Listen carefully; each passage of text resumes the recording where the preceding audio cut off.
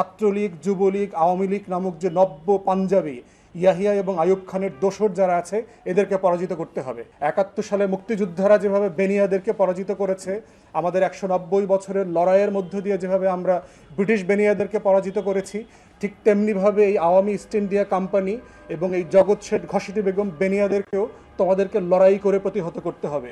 কোনো স্মারকলিপি দেয়া যাবে না। অবৈধ সরকারের নির্বাহী বিভাগের কারো সাথে কোনো আলোচনা নাই। সব দফা রফা হইতে হবে রাস্তায়, রাজপথে রক্ত দিয়ে লড়াই করে মারামারি করে সিদ্ধান্ত দিতে হবে যে কে রাইট এবং কে রং। আমরা স্পষ্ট ভাষায় বলতে চাই, সারা বাংলাদেশ আজকে এই শিক্ষার্থীদের পাশে আছে। পুরো বাংলাদেশ আর এই কোটা বিরোধী আন্দোলনের শিক্ষার্থীরা একদিকে, আর এই নব্য রাজাকার Albadr Awami east India company একদিকে। অতএব আমাদের লড়াই হচ্ছে ন্যায্যতার লড়াই, তোমাদের লড়াই হচ্ছে জাস্ট কজের লড়াই, দেনা পাওনার লড়াই।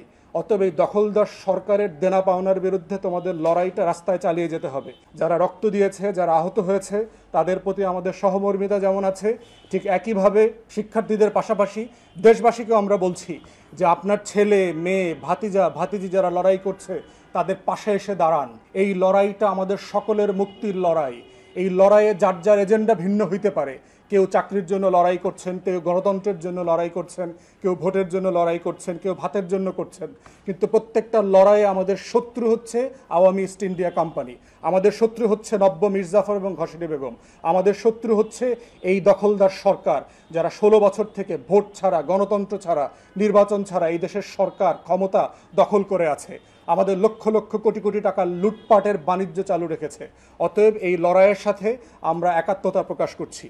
আওয়ামী ইস্ট ইন্ডিয়া কোম্পানির যে অবৈধ দখলদার সরকার আছে, এখানকার her excellency the queen of Bengal Ghaseti Begum দেখলাম যে বলেছে যে যারা আন্দোলন করছে তাদেরকে রাজাকার হিসেবে আওয়ামী লীগ বারবার প্রমাণ করেছে তারা আসলে কখনোই ৫৩ বছরের ইতিহাসে জনগণের পক্ষে ছিল না, যুদ্ধের যে আকাঙ্ক্ষা ছিল, ঘোষণাপত্র ছিল, তার পক্ষে ছিল না। বরং আমরা আওয়ামী ইস্ট ইন্ডিয়া কোম্পানির এই রবার্ট ক্লাইভ, মির্জাফর আর ঘসিটি বেগমদের চরিত্রে যেটা দেখতে পাচ্ছি সেটা হচ্ছে পাকিস্তানি শাসক গোষ্ঠী, পাঞ্জাবি শাসক গোষ্ঠী, ব্রিটিশ বেনিয়া, জগৎ শেঠ, উমিচাঁদ আর রায়দুল্লভদের যে চরিত্র, লুটপাট করে, গুম খুন হত্যা করে, হাজারে হাজারে লাখে লাখে মানুষকে নির্যাতিত করে, দেশের সম্পদ বিদেশে পাচার করে নিজেরা দেশপ্রেমিক সাজার যে নাটক, সেই নাটকের নাম হচ্ছে মুক্তিযোদ্ধা বাটপারি।